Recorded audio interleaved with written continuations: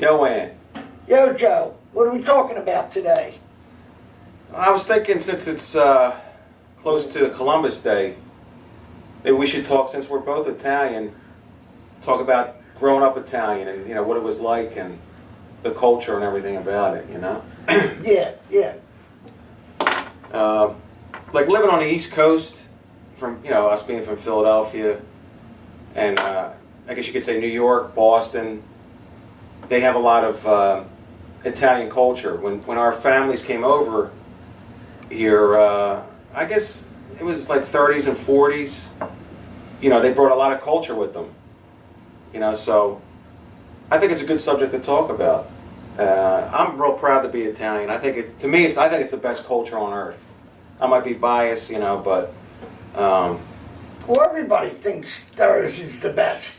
well, yeah, but Italians contributed a lot to this country, you know, and Yeah, hard work. hard work, a lot of culture, food and art and stuff like that. And you know, when our families came over here, they had it rough. Italians were discriminated against, you know, and it wasn't easy. But what they did was they started to blend into society, and they worked hard for everything they got. You know, Italians came over here and weren't given anything. You know, a lot of people now, we got all these illegal immigrants. We got illegal immigrants in this country getting shit for free. You know, free medical, free this, free that. You know, Italians weren't given nothing. They worked hard, and they learned to speak English. My family, my mother, everybody's from Sicily. They came here and they had to learn the language. There was no calling, you know, you had to make a phone call to whatever, the gas company, and then press 2 for Italian. No, there was none of that shit. You know what I mean? There still is. No, there still isn't. You know, and that's not saying anything bad against any other culture or anything. I'm just saying that, talking about the Italian culture, we contributed a lot. And Yeah, work hard. Yeah. We did a lot. Like when I was a kid, I remember I was 9 years old. I walked home one day. There's 25 cases of grapes outside my house. My father says, bring them down the basement. Fucking 25 cases. I'm 9 years old. Give me a break. He wants to make wine. Yeah. All right? And then I'm down there with the crank, too. I said, yo, after a few years of that, he finally got a motor. Still had to carry 25 cases of grapes or whatever he decided to buy that year. They made you work. Oh yeah, definitely.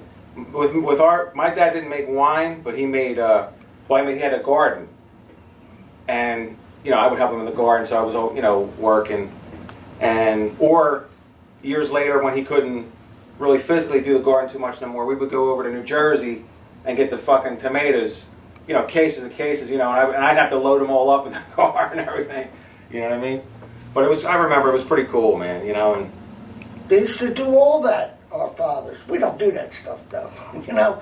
Well, I cook, like, you know, like, Sunday's still traditional in Italian families as far as cooking. I'm not talking cooking, I'm talking, they used to jar the tomatoes. Tomatoes. Oh, yeah. You know what I mean? We used to buy a half a pig between my father and his brothers. Mm-hmm. Chop it all up, season it, and then they'd have a crank to make their own sausage. That had to be delicious, though. Oh, it was good, yeah. But them days are over. Everything today has a barcode on it. Yeah, I think we lost. I mean, my family. I can only speak for my family, but we really haven't lost too much of that culture. All my cousins on both sides of my family are still close, and we do the 7 fishes every year at Christmas at somebody's house. You know, there's that sense of family. Yeah. Italian culture is about family, food, you know, drinking wine, and just, you know, that's what it's all about, and it's great. You know, but I hope the next generations don't lose that, you know, because it was it's just a great culture, you know, and I'm proud to be Italian American. I believe you should be proud of your last name. You get your name 9 months before you're born. When your mother says to your father, I'm pregnant, you're already that name. You got the last name. All right? We don't know your first name. We know what your last name is. Be proud of your name. It's the first thing you get and the last thing they'll put on your rock. So be proud of it. Make your kids proud of it. Mm-hmm. Every last name. I don't care what nationality you are. Be proud of your last name. Make your kids proud of their last name. That's what I think should go on. Yeah, I mean, but the thing is, a lot of families too they're all mixed cultures. You know, they have whatever, Italian, Irish, Polish, whatever they are. Yeah, I don't care what they are. You still got a last name. No, just be proud of that. I understand that, but I'm saying us being like You know? full Italians, we just have that full culture. You know what I mean? And it's just, I think it's awesome. You know, it's kind of a rare thing anymore. You know, the times are changing in America. You know, you have interracial marriages. You have all kinds. You know, those things. Not saying there's anything wrong with it. I'm just saying it's. Well, that's where those things get lost a little bit. That's you know? where the world's going. In 100 Yeah. years, there won't be black, white, Hispanic. No. It'll just be Probably not. whatever. Probably not. You know what I mean? Whatever. We won't be here to see it, Nah. but that's where the world's heading. Yeah. You know what I mean? All races. You know what? We will finally become what we've been calling ourselves for years, and it's not true. Now it's starting to become true.